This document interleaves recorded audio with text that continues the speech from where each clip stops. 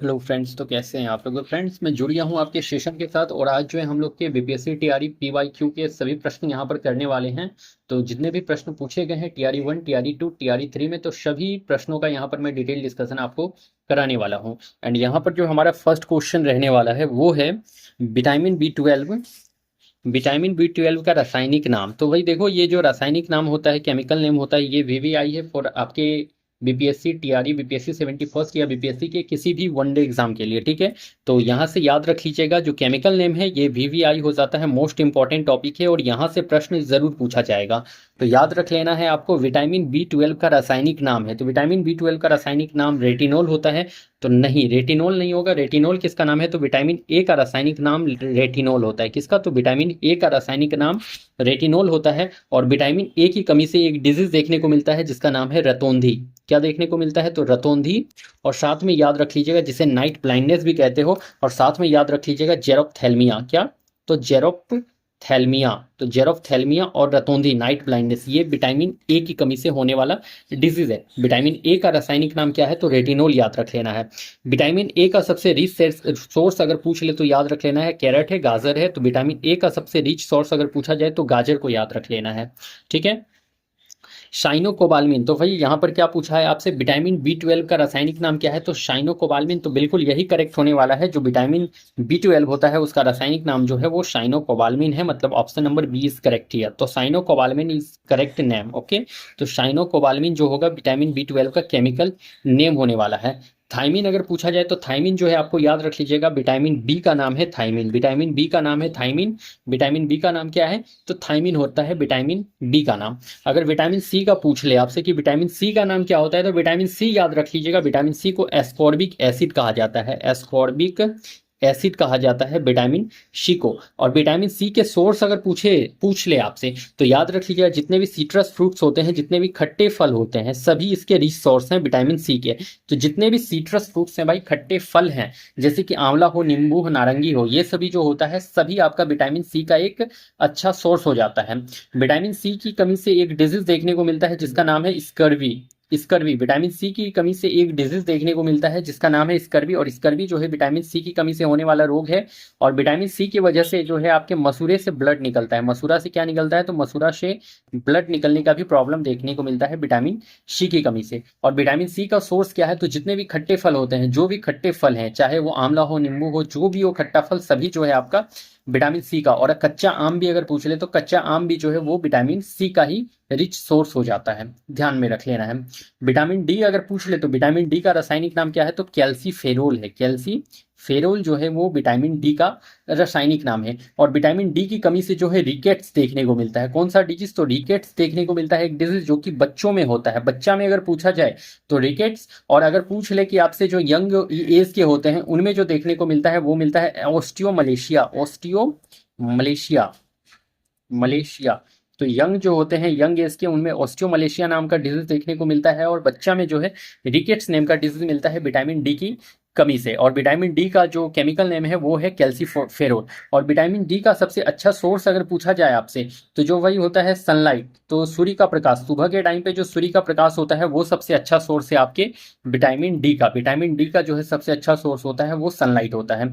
अगर vitamin E पूछ ले कि विटामिन ई का रासायनिक नाम क्या है, तो टोकोफेरोल याद रख लेना है। तो विटामिन ई का रासायनिक नाम टोकोफेरोल हो जाता है। और देखो, इसे ही भाई रिप्रोडक्टिव हार्मोन भी कहा जाता है। रिप्रोडक्टिव हार्मोन, ठीक है, तो जनन हार्मोन भी इसी को कहा जाता है, रिप्रोडक्टिव हार्मोन कहा जाता है विटामिन सी की विटामिन ई को। और विटामिन ई को जो है आपका जो है क्या कहा जाता है? तो ब्यूटी विटामिन भी कहा जाता है, मतलब कि सौंदर्य का विटामिन। ठीक है, तो ब्यूटी विटामिन भी अगर पूछ ले तो ब्यूटी विटामिन किसे कहा जाता है? तो याद रख लीजिएगा, ब्यूटी विटामिन भी कहा जाता है विटामिन ई को।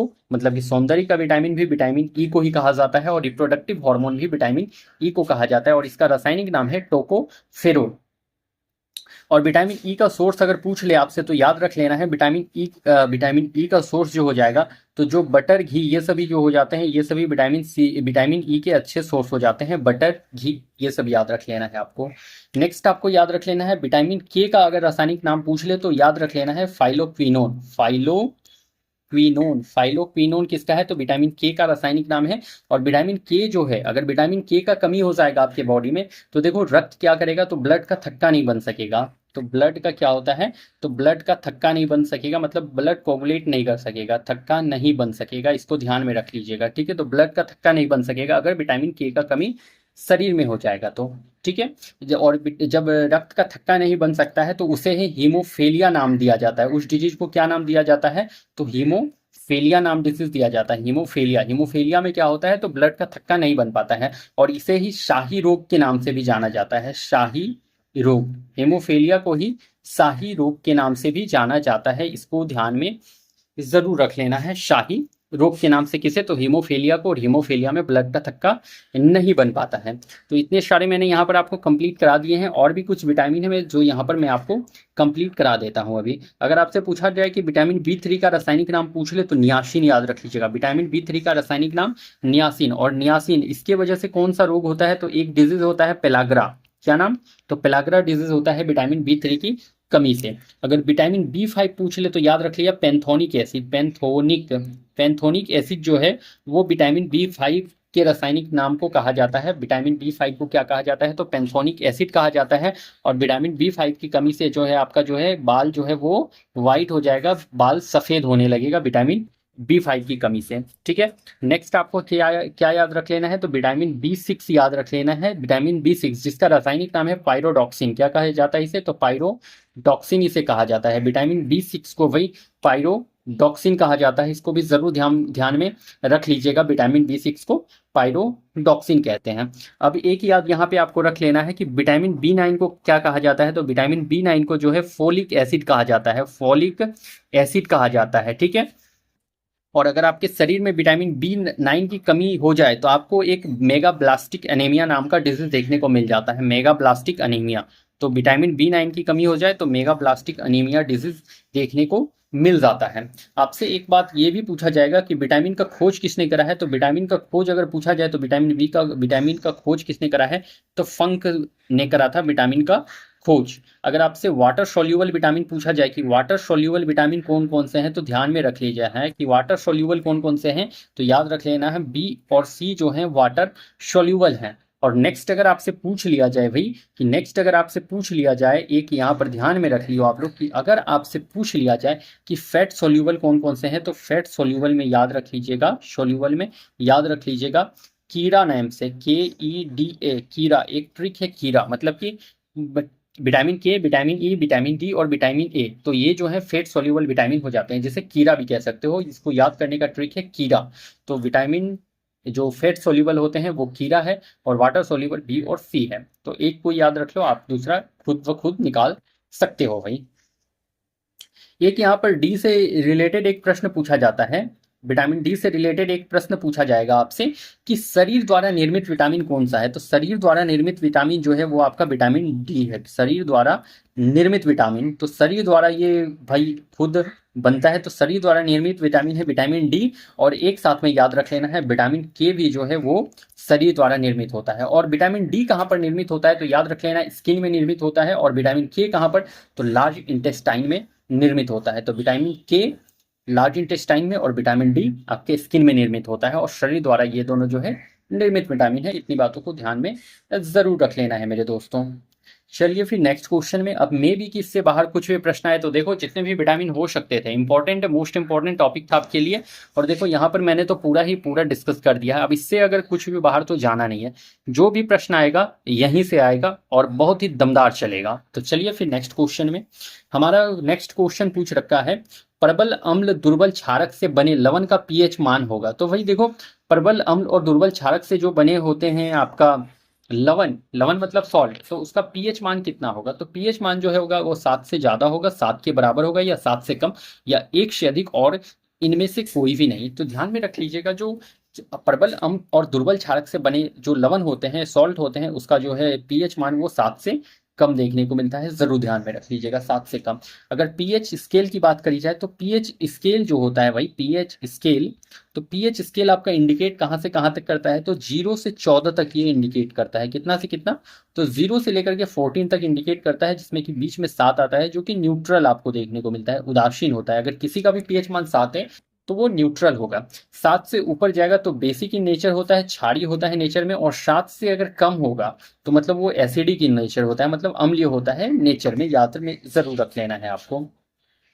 अगर पूछा जाए कि पीएच स्केल स्केल का डिस्कवरी किसने किया था, खोज किसने करा था, तो याद रख लेना है सोनर शन ने करा था। सोनर शन ने किसने करा था, तो पीएच स्केल का खोज सोनर शन ने करा है। ये भी बात जरूर ध्यान में रख लेना है। चलिए फिर नेक्स्ट, हमारा नेक्स्ट क्वेश्चन है 10% ऊर्जा का नियम। तो भाई देखो ये बहुत ही अच्छा क्वेश्चन है, इंपॉर्टेंट क्वेश्चन है, और ये क्वेश्चन बार बार रिपीट होता है, तो ये आपके लिए मोस्ट इंपॉर्टेंट हो सकता है आपके अपकमिंग एग्जाम के लिए। तो 10% ऊर्जा का नियम, तो 10% एनर्जी रूल किसने दिया है, तो आल्टमैन ने दिया था, लिंडेमैन ने दिया था, न्यूटन ने दिया था, इनमें से कोई नहीं या फिर एक से अधिक। तो 10% ऊर्जा का नियम किसने दिया था, तो भाई याद रख लीजिएगा कि option number B is correct here, Lindeman. तो लिंडेमैन ने 10% ऊर्जा का नियम दिया था। देखो 10% ऊर्जा के नियम में एक्चुअली होता क्या था, तो देखो जब एक पोषी स्तर से दूसरे पोषी स्तर पर कोई भी चीज होता था तो उसमें मात्र 10% ऊर्जा का ट्रांसफर होता था, और बाकी बात जो है 90% ऊर्जा जो होता था वो इन्वायरमेंट में लॉस होता था। अगर मान लो जैसे कि ये आपका ये एक प्लांट है, ठीक है, जैसे ये एक प्लांट है, इस तरह से ध्यान में रख लेना कि जैसे ये एक प्लांट है, प्लांट को जब एक भाई इसे जब एक बकरी खाता था, मान लो कि ये एक बकरी है, ठीक है, तो ये एक बकरी है, तो जब इस प्लांट को ये बकरी खाएगा ना, तो बस जो है क्या होगा, तो 10% ऊर्जा जो है इस बकरी के पास जाएगा, 10% ऊर्जा बकरी के पास जाएगा। बाकी बात जो 90% है वो क्या होगा, तो इन्वायरमेंट में लॉस हो जाएगा। कहाँ पर, तो एनवायरमेंट वातावरण में लॉस हो जाएगा, एनवायरमेंट में लॉस हो जाएगा। और जब इस बकरी को भाई इस बकरी को जब एक बाघ खाएगा, मान लो कि ये एक बाघ है, ये एक बाघ है, तो मान लो ये एक बाघ है, और ये जब एक बकरी को खाएगा तो बकरी का जो बस 10% जो है ऊर्जा बाघ में जाएगा, और 90% ऊर्जा फिर जो है इन्वायरमेंट में लॉस होगा। तो यही है ऊर्जा का 10% नियम, मतलब कि 10% ऊर्जा ही मात्र एक पोषी स्तर से दूसरे पोषी स्तर मतलब कि ट्रॉफिक लेवल में ट्रांसफर होता है। बाकी बात जो है 90% ऊर्जा जो है वो एनवायरमेंट में लॉस हो जाता है। आई होप कि आप लोग इतनी बात को समझ गए होंगे, ठीक है। चलिए फिर नेक्स्ट क्वेश्चन में, और नेक्स्ट क्वेश्चन यहाँ पर हमारा बन जाता है आईयूसीएन का मुख्यालय कहाँ है। तो देखो बहुत ही अच्छा क्वेश्चन है, दमदार क्वेश्चन है, और ये क्वेश्चन आपके लिए इंपॉर्टेंट भी हो जाता है। तो आईयूसीएन, तो first thing you have to remember कि आईयूसीएन का फुल फॉर्म क्या है। तो भाई याद रख लेना, आईयूसीएन का फुल फॉर्म हो जाता है इंटरनेशनल यूनियन फॉर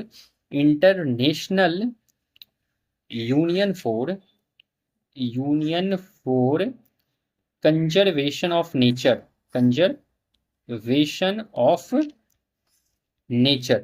तो international union for conservation of nature, ये है आपके आईयूसीएन का फुल फॉर्म, ठीक है। और ये आईयूसीएन का मेन काम क्या है, तो आईयूसीएन जो है भाई आपका रेड डाटा बुक जारी करता है। क्या करता है, तो रेड डाटा बुक जारी करता है। आईयूसीएन रेड डाटा बुक जारी करता है। और रेड डाटा बुक का अगर मेन आपसे फोकस पूछा जाए, तो रेड डाटा बुक का मेन फोकस होता है इंडेंजर्ड स्पेसीज पर ध्यान देना। इंडेंजर्ड स्पेसीज पर क्या करना, तो इंडेंजर्ड जो स्पेसीज हैं उन पर ध्यान देना, मतलब कि जो लुप्त प्राय जीव हैं, जो लुप्त होने वाले जीव हैं, उन पर ध्यान देता है red data book. Red data book में डाटा रिकॉर्ड करा जाता है सभी एनिमल्स का, चाहे वो एनिमल्स हो, प्लांट्स हो, या फिर कोई भी फंगी हो, कवक हो, तो सभी का उसमें जो है एक डाटा रिकॉर्ड किया जाता है कि कौन सा जीव जो है इंडेंजर्ड है, कौन सा जो है आपका जो है विलुप्त हो चुका है, या फिर कौन सा विलुप्त होने वाला है। तो सभी चीज को वहां पर मेंशन करा जाता है रेड डाटा बुक में, मतलब ये एक टाइप का रिकॉर्ड होता है रेड डाटा बुक, ठीक है। तो इस बात को ध्यान में रख लीजिएगा। और रेड डाटा बुक को जारी कौन करता है, तो रेड डाटा बुक को जारी करता है आईयूसीएन जारी करता है, international union for conservation of nature इसे जारी करता है। अब ये एक बात जरूर ध्यान में आप लोगों को रख लेना है कि आईयूसीएन का मुख्यालय कहाँ है। तो आईयूसीएन का मुख्यालय जो है आपके स्विट्जरलैंड में है, और स्विट्जरलैंड में भी अगर एग्जैक्ट लोकेशन पूछा जाए तो ग्लैंड स्विट्जरलैंड में आईयूसीएन का मुख्यालय है। और इसकी स्थापना कब हुई थी, तो स्थापना जरूर याद रख लीजिएगा, जो इसका स्थापना हुआ था वो 1948 में देखने को मिला था। कब, तो 1948 में आईयूसीएन का जो है स्थापना हुआ था, 1948 तक। अच्छा, एक क्वेश्चन आपसे पूछा जाता है कि कोई भी जीव या प्लांट जो होता है वो एक्सटिंक्ट कब माना जाता है, मतलब कि विलुप्त हो चुका है, ये कब माना जाता है। तो देखो कोई भी जीव या प्लांट जो है 50 साल तक अगर नहीं दिखे तो उसे एक्सटिंक्ट मान लिया जाता है, मतलब विलुप्त प्रजाति मान लिया जाता है, एक्सटिंक्ट, ठीक है। तो कोई भी जीव अगर 50 ईयर्स तक नहीं दिखते हैं तो फिर उसे एक्सटिंक्ट मान लिया जाता है, विलुप्त प्रजाति मान लिया जाता है। ध्यान में जरूर आप लोगों को रखते हुए चलना है इन सभी बात को। चलिए फिर नेक्स्ट क्वेश्चन में, और रेड डाटा बुक और IUCN से जितने भी प्रश्न हो सकते थे सभी मैंने आपके साथ यहाँ पर डिस्कस कर लिए हैं, तो इससे बाहर कोई भी प्रश्न नहीं बनने वाला है। चलिए फिर नेक्स्ट क्वेश्चन है हमारा। तो यहाँ पर क्वेश्चन दिया हुआ है स्वस्थानी का उदाहरण नहीं है। क्या पूछ रखा है? तो स्वस्थानी का उदाहरण नहीं पूछा है ना, तो नहीं पूछ रखा है तो नहीं में ध्यान रख लीजिएगा।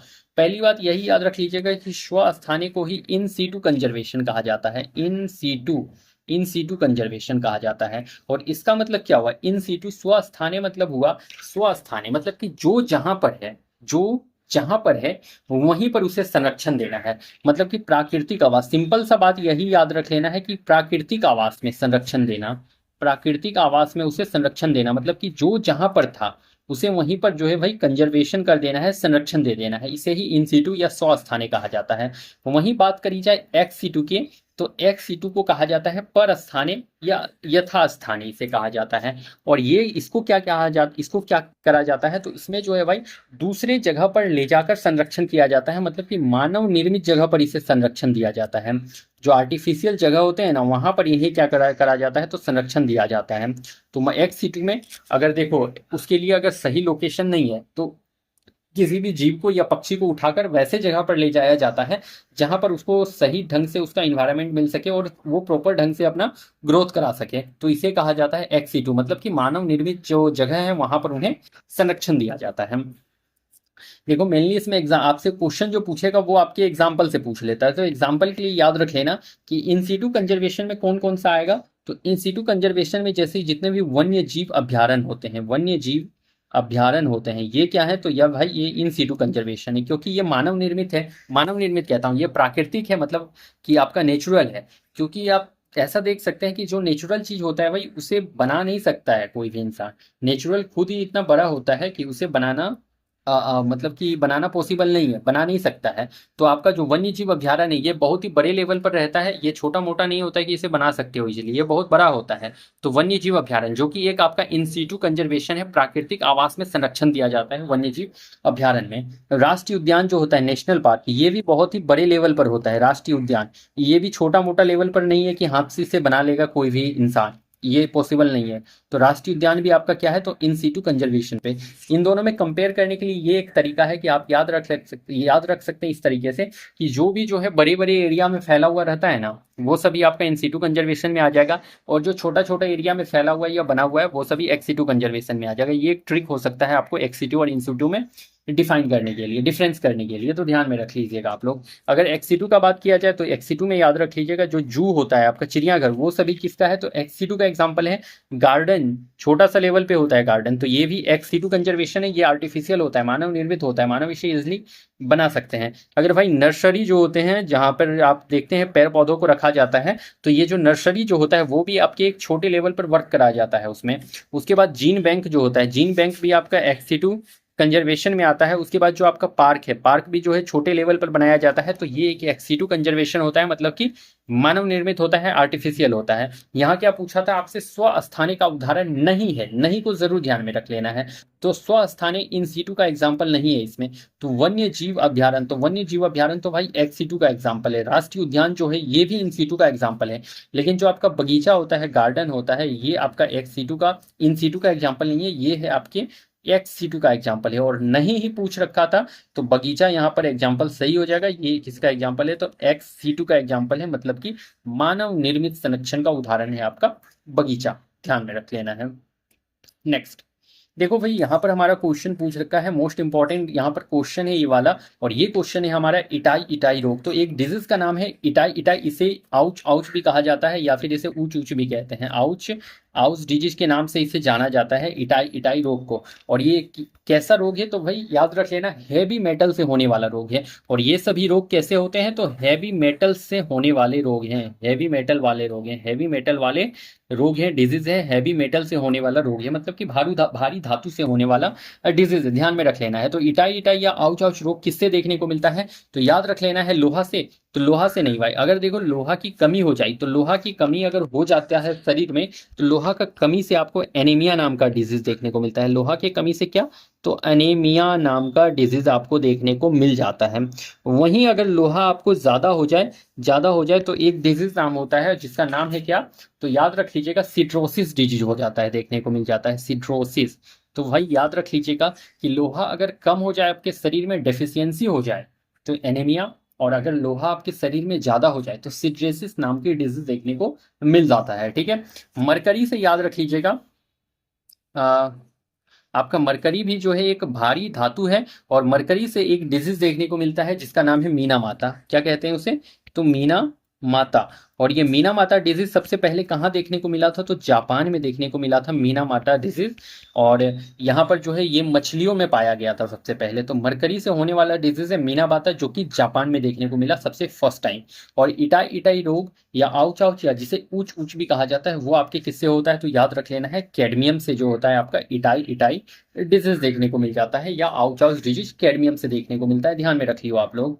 चलिए फिर हमारे नेक्स्ट क्वेश्चन की तरफ। नेक्स्ट क्वेश्चन हमारा यहाँ पर दे रखा है कि रामसर सम्मेलन किसके संरक्षण से जुड़ा हुआ है, तो रामसर भाई बहुत ही अच्छा क्वेश्चन है। ये वाला प्रश्न यहाँ से बार बार रिपीट होने का चांस बन ही जाता है आपके टीआरई में, चाहे आपका बीपीएससी 71 हो या बीपीएससी का कोई भी एग्जाम हो, क्वेश्चन यहाँ से रिपीट होगा, कंफर्म रिपीट होगा। तो रामसर सम्मेलन किसके संरक्षण से जुड़ा हुआ है, तो रामसर। तो पहली बात यही याद रख लियो कि रामसर क्या है भाई, तो रामसर जो है ईरान का एक जगह है, ईरान का एक जगह।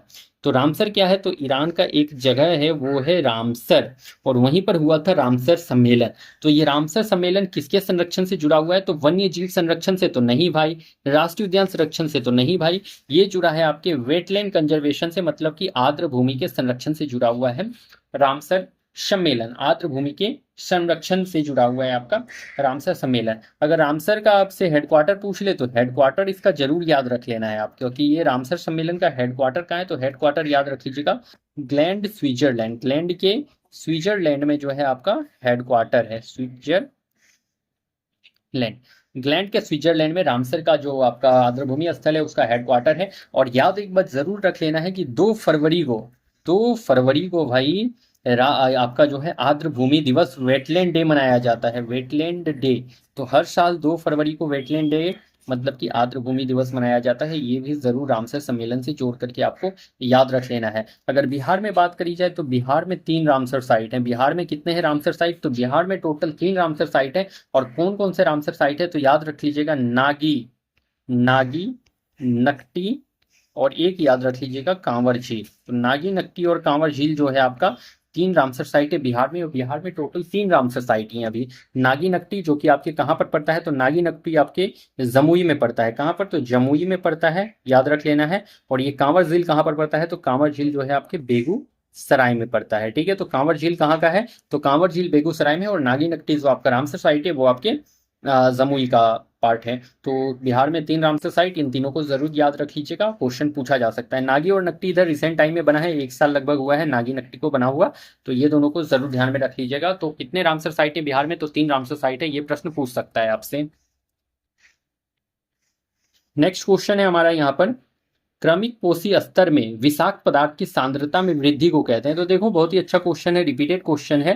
तो ये क्वेश्चन आपसे पूछ सकता है कि क्रमिक पोषी स्तर में विषाक्त पदार्थ की सांद्रता, मतलब सांद्रता का मतलब होता है जब वो बढ़ता है, तो उसे क्या कहते हैं, तो उसे जो है सुपोषण कहा जाता है। तो बिल्कुल यही करेक्ट है, सुपोषण उसे कहा जाता है, जिसे यूट्राफिकेशन कहा जाता है।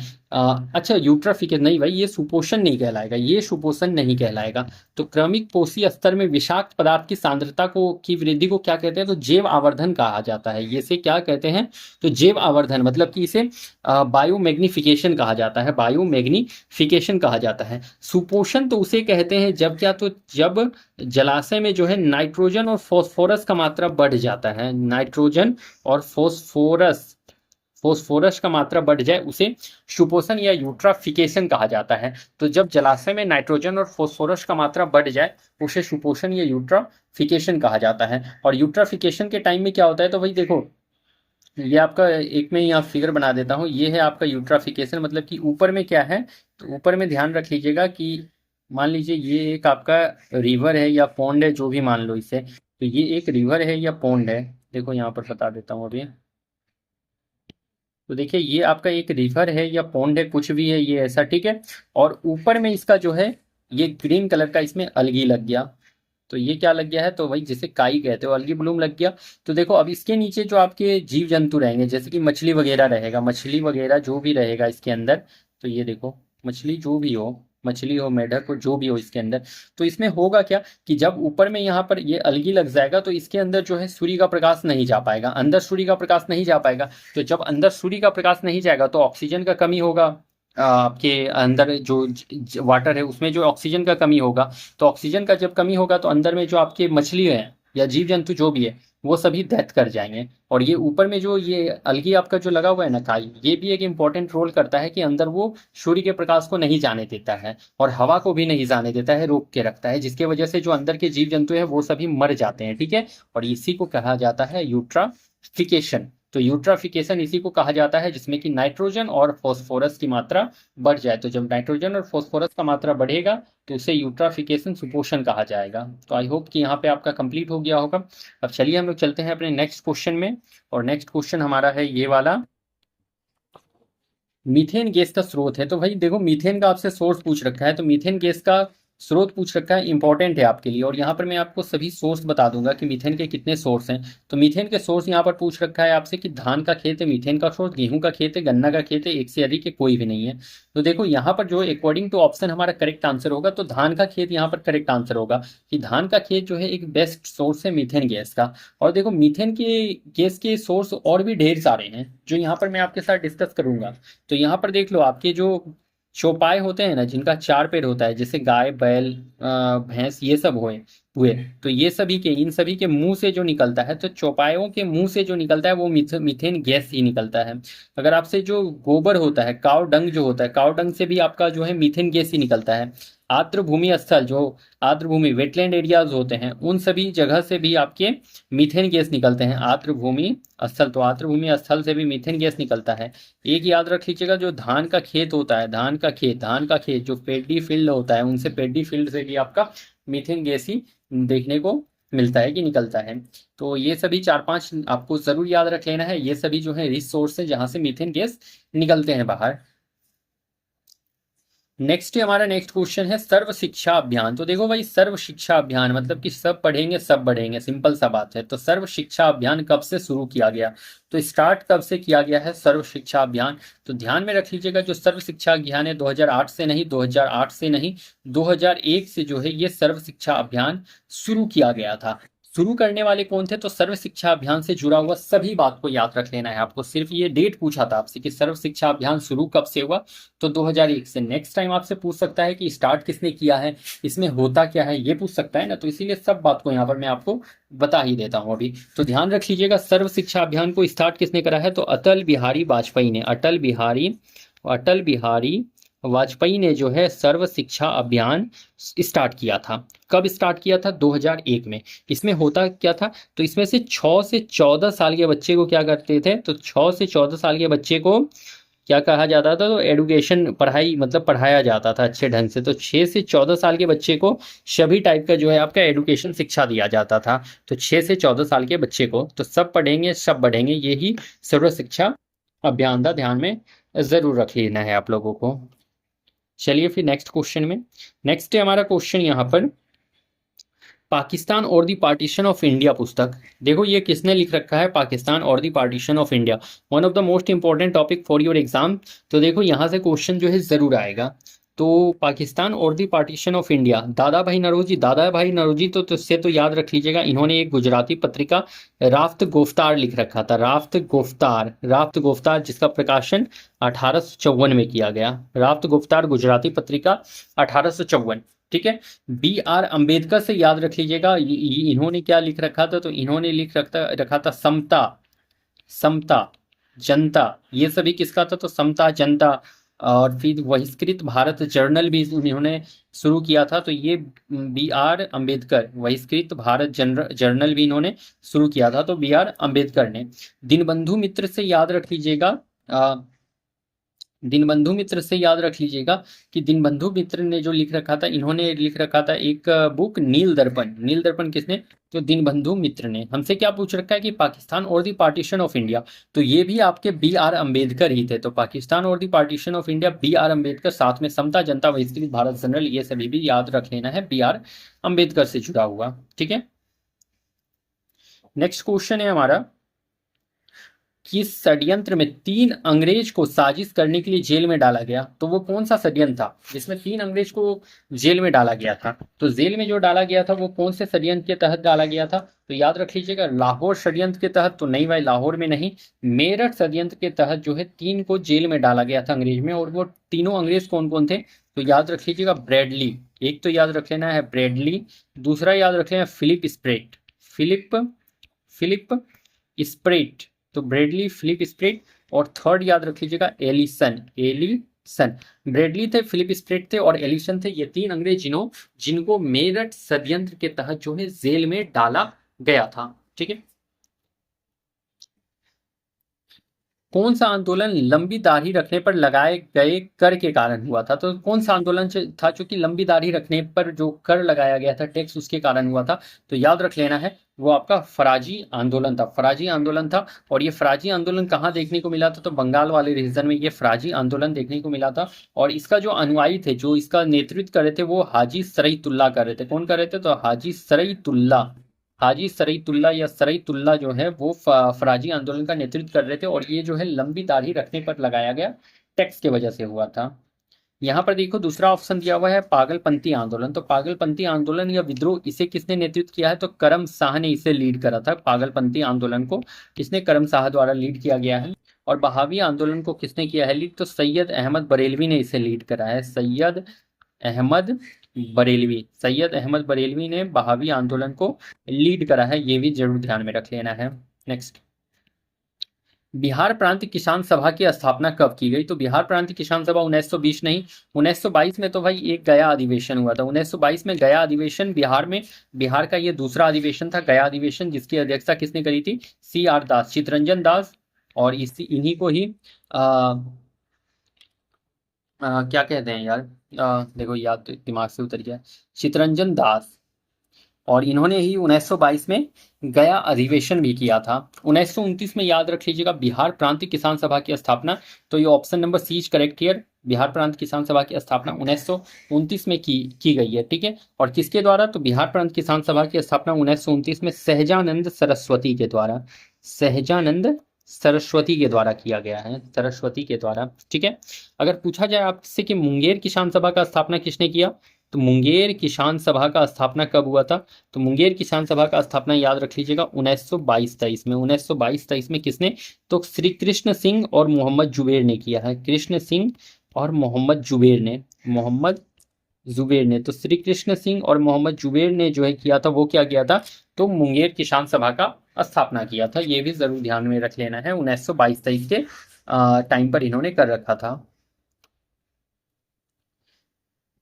किस तिथि को अगस्त क्रांति 1942 के दौरान लिन लिथिगो ने पटना एवं आसपास की भीड़ पर गोली चलाने का आदेश दिया? तो किस तिथि को अगस्त क्रांति 1942 के दौरान? तो देखो 3-4 बात यहाँ से याद रख लेना है, कौन सा तिथि था जो अगस्त क्रांति 1942 के दौरान जो है लिन लिथिगो ने जो है पटना के आसपास की भीड़ पर गोली चलाने का आदेश दिया?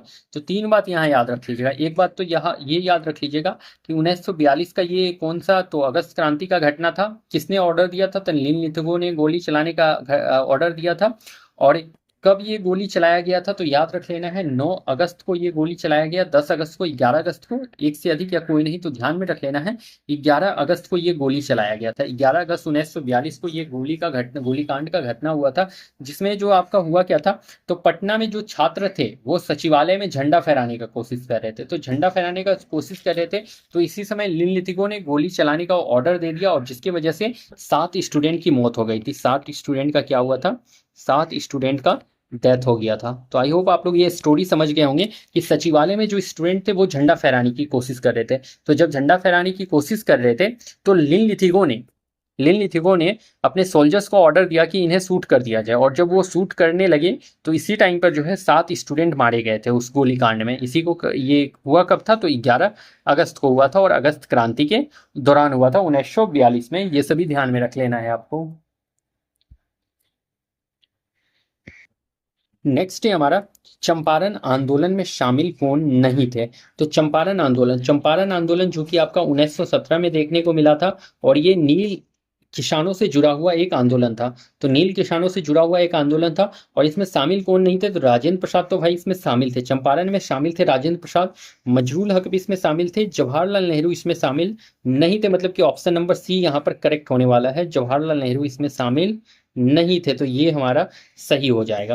देखो चंपारण आंदोलन, अगर आपसे पूछा जाए कि चंपारण आंदोलन हुआ क्यों था, तो तीन कठिया प्रथा के विरोध में हुआ था। तो तीन कठिया प्रथा के विरोध में हुआ था आपका चंपारण आंदोलन। तीन कठिया प्रथा क्या था, तो देखो इसमें एक्चुअली होता क्या था, तो 20 कट्ठा में से 3 कट्ठा में नील का खेती करना कंपलसरी होता था, अनिवार्य होता था। जबकि किसान इस बात को जानते थे कि उनका खेत जो है बंजर हो रहा है, इनफर्टाइल हो रहा है, बट उन लोगों को पैसे के लिए जो है, जबकि उनको कम पैसा मिलता था इसके लिए, बट फिर भी पैसे के लिए किसानों को जो है आपका खेती करना पड़ता था नील का। और जब जब ऐसा टाइम हुआ कि जब यूरोप में नील का डिमांड कम हो गया, तो अंग्रेज जो है उनका नील लेने से मना कर दिए। तो किसान कहते हैं कि जब आप हम लोग का नील नहीं लीजिएगा तो हम लोग की ज़मीन को वापस कर दीजिए।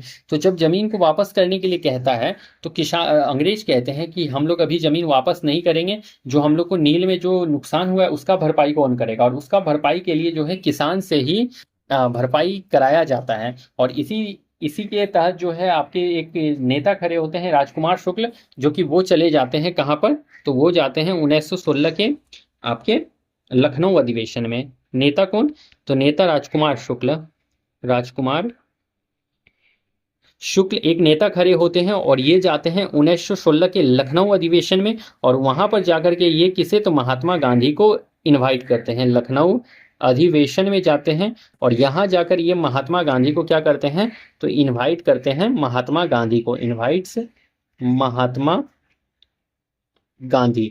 और इनके पर कहने पर गांधी जी कहते हैं कि ठीक है, मैं अप्रैल के मंथ में जो है आपके चंपारण में आऊंगा। और ये 15 अप्रैल को जो है, 15 अप्रैल 1917 को जो है गांधी जी क्या करते हैं, तो चंपारण आते हैं।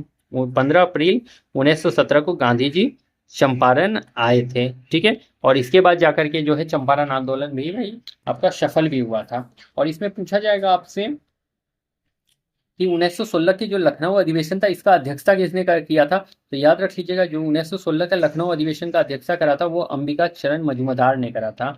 अंबिका चरण मजूमदार, अंबिका चरण मजूमदार ने जो है 1916 के लखनऊ अधिवेशन का अध्यक्षता करा है। इसमें कौन कौन आपके शामिल थे चंपारण आंदोलन में, तो शामिल वाला जरूर याद रख लेना है। तो देखो, एक तो राजेंद्र प्रसाद थे शामिल, एक मजरूल हक शामिल थे, एक याद रख लीजिए जेबी कृपलानी शामिल थे, जेबी कृपलानी भी शामिल थे इसमें। नेक्स्ट आपको क्या याद रख लेना है, तो एक याद रख लीजिएगा ब्रज किशोर सिंह भी शामिल थे, ब्रज किशोर सिंह, ब्रज किशोर सिंह भी इसमें शामिल थे। नेक्स्ट याद रख लीजिएगा रामनवमी पारेख भी शामिल थे, रामनवमी पारेख भी इसमें शामिल थे। नेक्स्ट याद रख लीजिएगा शंभू शरण भी इसमें शामिल थे, शंभू शरण भी इसमें शामिल थे। नारायण सिन्हा भी इसमें शामिल थे, नारायण सिन्हा भी इसमें शामिल थे। और एक याद रख लीजिएगा महादेव देसाई भी इसमें शामिल थे, महादेव देसाई। तो ये सभी आपके शामिल हो जाते हैं चंपारण आंदोलन में। इससे प्रश्न पूछा है तो शामिल कौन नहीं थे, तो आपके जवाहरलाल नेहरू इसमें शामिल नहीं थे, इसलिए ये प्रश्न इंपॉर्टेंट हो जाता है आपके एग्जाम के लिए। नहीं थे पूछ रखा है, तो नहीं थे कौन, तो जवाहरलाल नेहरू इसमें शामिल नहीं थे, जरूर याद रख लीजिएगा। एक क्वेश्चन आपसे पूछा जाता है चंपारण एग्रीगेरियन कमेटी, तो भाई वो चंपारण एग्रीगेरियन कमेटी कब बनाया गया था, तो याद रख लेना है चंपारण एग्रीगेरियन कमेटी का स्थापना कब किया गया था, तो मार्च 1918 में, मार्च 1918 में जो है चंपारण एग्रीगेरियन कमेटी, इसको भी अपने कॉपी में जरूर नोट डाउन कीजिएगा, क्वेश्चन पूछा गया है और टीआरई 4 में पूछ सकता है आपसे। तो चंपारण एग्रीगेरियन कमेटी मार्च 1918 में इसका बनाया गया था, और इसके एक सदस्य जो है महात्मा गांधी भी थे। और इसकी अध्यक्षता किसने करी थी, तो देखो इसके जो अध्यक्ष थे एम जी सलाई थे, और इसमें एक सदस्य हुआ करते थे महात्मा गांधी, ठीक है। और इसी के तहत जो है वो तीन कठिया प्रथा वो भी समाप्त हुआ था, और जो अवैध वसूली जमीन का था उसका 25% वापस किया गया था किसानों को, ठीक है। आई होप इतना दूर क्लियर हो गया होगा आप लोगों का। चलिए फिर नेक्स्ट क्वेश्चन में, और नेक्स्ट क्वेश्चन हमारा है हाँ, स्वदेश बांधव समिति भाई, स्वदेश बांधव समिति की स्थापना किसने की? तो स्वदेश बांधव समिति की स्थापना याद रख लेना है आपसे, श्यामजी कृष्ण वर्मा। तो श्यामजी कृष्ण वर्मा ने तो वही स्वदेश बांधव समिति की स्थापना नहीं करी है। तो स्वदेश बांधव समिति का स्थापना किसने करा है? तो अश्विनी कुमार दत्त, और यही हमारा करेक्ट आंसर है। स्वदेश बांधव समिति का स्थापना अश्विनी कुमार दत्त ने करा है। कब करा है? तो याद रख लीजिएगा 6 अगस्त 1905 को। 1905 तो जरूर याद रख लेना है, लेकिन डेट भी 6 अगस्त 1905 को अश्विनी कुमार दत्त ने स्वदेश बांधव समिति का स्थापना करा था। इनकी एक पत्रिका जरूर याद रख लीजिएगा, एक याद रख लीजिएगा बारिसल और हितैषी, बारिसल, बारिसल, और एक याद रख लीजिएगा हितैषी। बारिसल और हितैषी आपके जो है अश्विनी कुमार दत्त के पत्रिका का नाम है। बी आर अम्बेडकर के बारे में सत्य है, तो भाई याद रख लेना है कि बी आर अम्बेडकर के बारे में क्या क्या सत्य है। सत्य पूछा है मतलब कि करेक्ट है क्या क्या बी आर अम्बेडकर के बारे में। बी आर अम्बेडकर ही वो शख्स हैं जिन्होंने हमारा जो है संविधान बनाया था, कॉन्स्टिट्यूशन बनाया था। भीमराव अंबेडकर संविधान के निर्माता, संविधान के जनक तो हमारे कौन है? तो बी आर अम्बेडकर। और बी आर अम्बेडकर ही वो शख्स है जिसे पक्षी विज्ञान का जनक भी कहा जाता है, पक्षी विज्ञान का जनक भी कहा जाता है बी आर अम्बेडकर को। बी आर अम्बेडकर ही वो शख्स है जिन्हें हर्मिट ऑफ शिमला, शिमला के सन्यासी भी कहा जाता है, हर्मिट ऑफ शिमला, शिमला के सन्यासी भी कहा जाता है बी आर अम्बेडकर को। ठीक है, और बी आर अम्बेडकर का जन्म अगर पूछ ले आपसे कहाँ हुआ था, तो भाई ये कहाँ के निवासी थे तो पूछ ले तो याद रख लेना है स्कॉटलैंड के निवासी थे आपके बी आर अम्बेडकर। भीमराव अम्बेडकर कहाँ के निवासी? तो इसके स्कॉटलैंड के निवासी थे भीमराव अम्बेडकर। भीमराव अम्बेडकर ने ही आपका बहिष्कृत हितकरणी सभा की स्थापना करी थी। बहिष्कृत हितकरणी सभा, बहिष्कृत हितकरणी सभा, हितकरणी सभा की स्थापना कर रखी है इन्होंने। इनका जो है भाई, इनका एक पत्रिका था मूक नायक समता जनता, मूक नायक समता जनता, इनके मैगजीन का नाम था। तो अब देखो इनके बारे में क्या क्या करेक्ट है। देखो आपसे इनसे जो एडिशनल इन्फॉर्मेशन था वो मैंने आपको दे दिया है। अब यहाँ पर क्वेश्चन में हम लोग आते हैं। तो क्वेश्चन में है हमारा कि बी आर अम्बेडकर के बारे में सत्य है। तो बहिष्कृत हितकरणी सभा की स्थापना की थी, तो बिल्कुल ये बात सही है। इन्होंने जो है बहिष्कृत हितकरणी सभा की भी स्थापना करी है। 1956 में उनकी मृत्यु हो गई, तो बिल्कुल करेक्ट है। 1956 में जो है बी आर अम्बेडकर का डेथ हो गया था। मूक नायक का प्रकाशन, तो बिल्कुल ये भी करेक्ट है। मतलब यहाँ पर करेक्ट पूछा है तो एक से अधिक यहाँ पर करेक्ट है। ऑप्शन नंबर डी यहाँ पर करेक्ट होने वाला है। तो मूक नायक समता जनता ये सभी का प्रकाशन किसने कर रखा है? तो बी आर अम्बेडकर ने करा है। ठीक है, बायोग्राफी ऑफ कुंवर सिंह और अमर सिंह के लेखक कौन है? तो देखो बायोग्राफी ऑफ कुंवर सिंह के biography of Kunwar Singh and Amar Singh के लेखक गांधी जी नहीं है। गांधी जी ने तो एक लिख रखा था young India, young India, young India. उसके बाद याद रख लीजिएगा नवजीवन, नवजीवन, हरिजन, हरिजन, सत्यार्थ प्रकाश, सत्यार्थ प्रकाश कहते हैं, सप्त महाव्रत, सत्यार्थ प्रकाश नहीं, सप्त महाव्रत, सप्त महाव्रत, व्रत, मेरे सपनों का भारत, मेरे सपनों का भारत, सपनों का भारत, इंडियन ओपिनियन, क्या लिख रखा था? तो इंडियन ओपिनियन, ओपिनियन, ये सभी आपके नवजीवन, हरिजन, यंग इंडिया, सप्त महाव्रत, मेरे सपनों का भारत, इंडियन ओपिनियन, सत्य के साथ मेरे प्रयोग, सत्य के साथ माई एक्सपेरिमेंट विथ ट्रूथ, सत्य के साथ मेरे प्रयोग, तो ये सभी किसने लिख रखा है? तो गांधी जी ने लिख रखा है। बायोग्राफी ऑफ कुंवर सिंह और अमर सिंह के लेखक, तो याद रख लेना है काली, काली किंकर दत्त। किसने? काली किंकर दत्त ने biography of Kunwar Singh and Amar Singh लिख रखा है। ठीक है, जवाहरलाल नेहरू से याद रख लीजिएगा, इन्होंने लिखा था पिता के पत्र पुत्री के नाम, पिता के पत्र पुत्री के नाम, पिता के पत्र पुत्री के नाम, ये जवाहरलाल नेहरू ने लिख रखा था। इन्होंने लिख रखा था discovery of India, discovery of India, discovery of India किसने लिख रखा है? तो discovery of India doctor Jawaharlal Nehru ने लिख रखा था। नेक्स्ट क्वेश्चन है हमारा, यहाँ पर बहुत ही अच्छा क्वेश्चन है। अखिल भारतीय कांग्रेस समाजवादी सम्मेलन कब हुआ? तो देखो अखिल भारतीय कांग्रेस समाजवादी सम्मेलन तो ये कब हुआ था? 1920 में तो भाई नहीं, 1920 में तो होना नहीं है, काट दो इसे, 1930 में नहीं, 1934 में हुआ था अखिल भारतीय कांग्रेस समाजवादी सम्मेलन। अखिल भारतीय कांग्रेस समाजवादी सम्मेलन कब हुआ है? तो 1934 में हुआ था। और ये कहाँ पर हुआ था? तो याद रख लेना है, पटना में हुआ था ये सम्मेलन। अगर पूछा जाए अखिल भारतीय कांग्रेस समाजवादी सम्मेलन का गठन किसने किया है? तो गठन याद रख लीजिएगा, जयप्रकाश नारायण ने। जयप्रकाश नारायण ने कर रखा है इसका गठन। और अगर इसके अध्यक्ष पूछ ले आपसे कि अखिल भारतीय कांग्रेस समाजवादी के अध्यक्ष, तो अध्यक्ष याद रख लेना है नरेंद्र देव। नरेंद्र देव आपको याद रख लेना है। तो 2-3 पॉइंट्स यहाँ से जुड़ा हुआ जरूर याद रख लेना है। नेक्स्ट हमारा क्वेश्चन, पूना पैक्ट का उद्देश्य क्या था? तो भाई देखो, पूना पैक्ट का उद्देश्य, और ये पूना पैक्ट का उद्देश्य, तो देखो पहली बात यही याद रख लियो आप लोग कि पूना पैक्ट हुआ कब था? तो 24 सितंबर 1932 में जो है पूना पैक्ट हुआ था। और पूना पैक्ट के तहत जो है गांधी जी और किसके बीच? तो गांधी जी और B.R. अम्बेडकर, भीमराव अम्बेडकर के बीच में एक समझौता हुआ था। और इस समझौता में ये बात हुआ था कि उन्होंने जो B.R. अम्बेडकर ने जो पृथक निर्वाचन का बात कर रखा था दलित वर्ग के लिए, तो उससे गांधी जी ने कहा था कि इसे आप लोग मत मानिए, हम लोग जो है ऐसे ही सीट को बढ़ा देंगे, कि पृथक निर्वाचन मत कराइए दलितों का। ये बात कहा गया था महात्मा गांधी के द्वारा। और उसी के लिए एक समझौता हुआ था पूना पैक्ट, जो कि 24 सितंबर 1932 में हुआ था। 24 सितंबर 1932 में हुआ था। और क्या ये गांधी और इरविन के बीच समझौता था? तो नहीं, अभी मैंने आपको बता रखा है कि गांधी जी और B.R. अम्बेडकर के बीच ये समझौता हुआ था। किसके बीच? तो गांधी और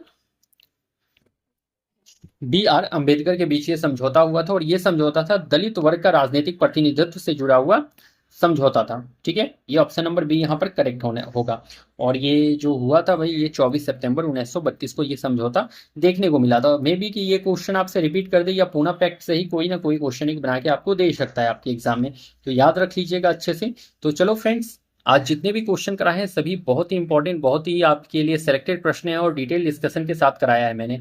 तो इससे भी बाहर अब कुछ भी नहीं जाना है। एग्जाम में जो भी आएगा यहाँ से कंफर्म आपके एग्जाम में देखने को मिल जाएगा। तो चलिए मैं फिर मिलता हूँ कल किसी नेक्स्ट सेशन में, तब तक के लिए आप लोगों को thank you and best of luck.